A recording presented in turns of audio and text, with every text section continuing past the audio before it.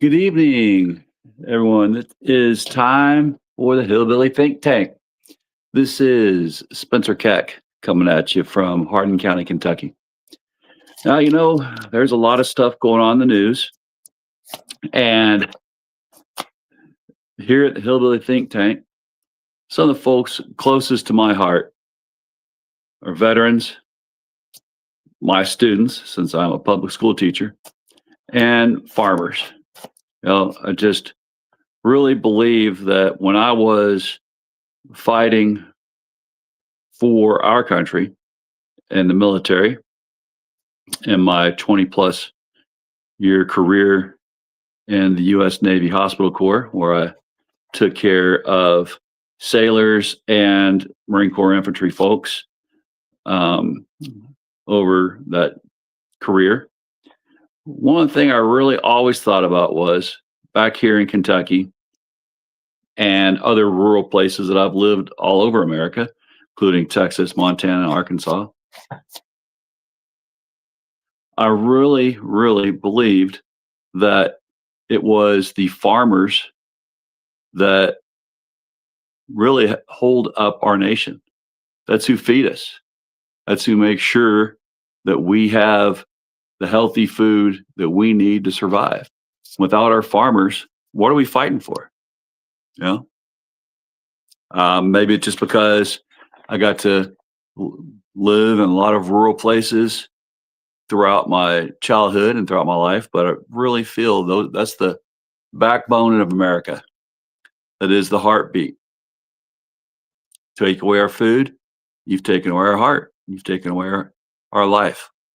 So, that being said, really strikes me as just still astounding that since 1997, the United States has lost 300,000 farms. So we're really at a race to the bottom right now when it comes to how many more farms can we lose before we completely lose a part of our culture that we can't get back. And we're past that tipping point already.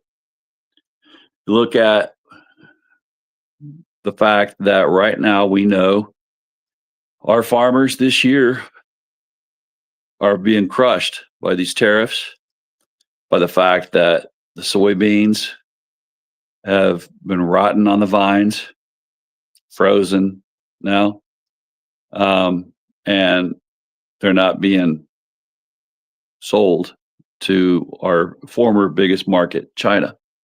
And why is that? Why aren't we eating enough of what we grow here in America? Because we're actually importing more food to eat feed ourselves than we actually grow. And yet we're a very large country with a lot of farmland.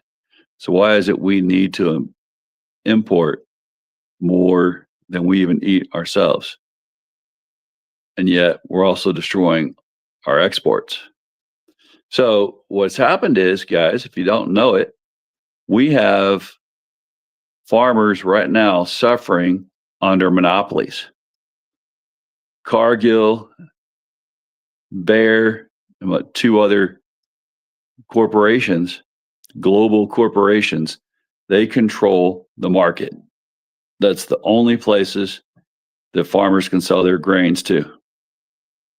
When you have a monopoly, farmers don't get a fair shake.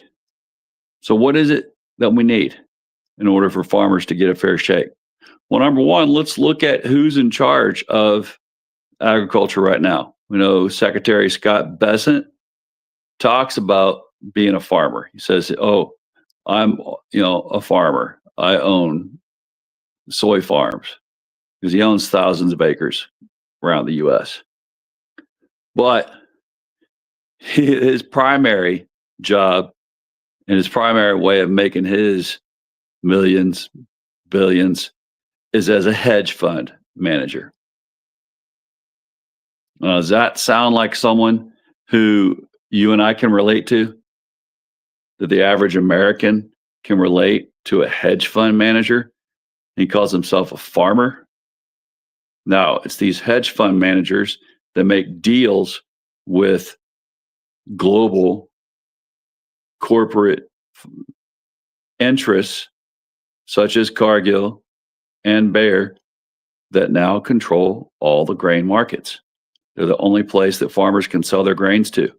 That's why we've lost 300,000 farms, is that these monopolies are pushing our farmers to the brink. Every year, when we have to give out bailouts to the farmers, it's really that bailout is not going to the farmer. It's going to these monopolies, such as Cargill, such as John Deere, and the other. Now we only have a couple of farm implement companies. And also, when these farmers owe all these companies, all those bailouts go straight to those companies. So these are corporate bailouts, end up not being farm bailouts. And does Cargill care that the American farmers that owe them can't sell their grains to Cargill, their American grains, the American soybeans and other grains? No, they don't care, because they also buy from Argentina and Brazil. What does that mean? Well, that means that they have already set up Argentina to get a bailout. From who? From our government, from our president. Remember how during the shutdown, he gave $40 billion to bail out Argentina? Yeah, that's because President Milei of Argentina is hand in hand with Scott Bessent. They've been working the hedge funds and the farm monopolies, agricultural monopolies, for years. They're invested deeply in Cargill, Bayer, and these other companies. And they make sure that these bailouts go straight to these companies. Does that sound fair to you? Doesn't sound fair to me. So, $40 billion, we sell out our country during a shutdown. We sell out our farmers. And now, really, who's winning here for this? Well, Xavier, I don't think. I got Xavier Covarrubias making some comments here. Yeah, Xavier, I don't think that you and I are winning, right? Not at all. I don't think that American farmers are winning. China's winning. Argentina's winning. Brazil is winning. Hello there, Acacia Watson. Good to see you on. Welcome aboard. So, what can we do so that farmers don't keep going belly up? We don't keep losing them.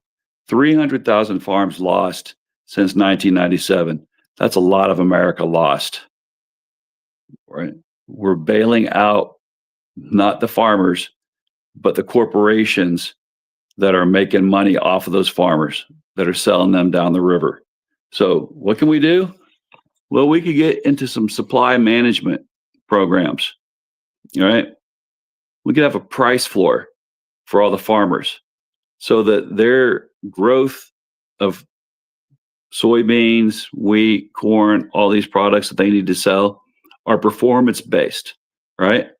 And we can end these bailout programs and save $100 billion in the next decade that will go to these farmers and not to Cargill and not to Bayer.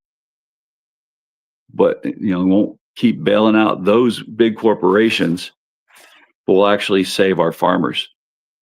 And welcome Acacia Watson there from Oklahoma. Oh man, See that it's snowing over there. Okay. We're supposed to be getting some snow here in Kentucky soon, too. Expecting that shortly. It's cold. All right. So, y'all, what do you think? Do you think that supply management and, giving price floors to our farmers so that they know that they're going to get a fair price for the bushels that they produce every year and it's going to be guaranteed? You know, is that a good idea? Or should we just keep on letting these monopolies price our farmers out of business and dry up our rural communities? I don't think that's a good idea. I'd like to see your thoughts, though. And let's save America's farms. All right. Save rural America, because that is, again, the heartbeat of America, and we got to save it. I didn't fight wars overseas to watch the heart of our country dry up. All right. I fought so that we could save regular America and not monopolies. I didn't fight to save monopolies. Y'all have a great evening. Remember, we are our neighbors'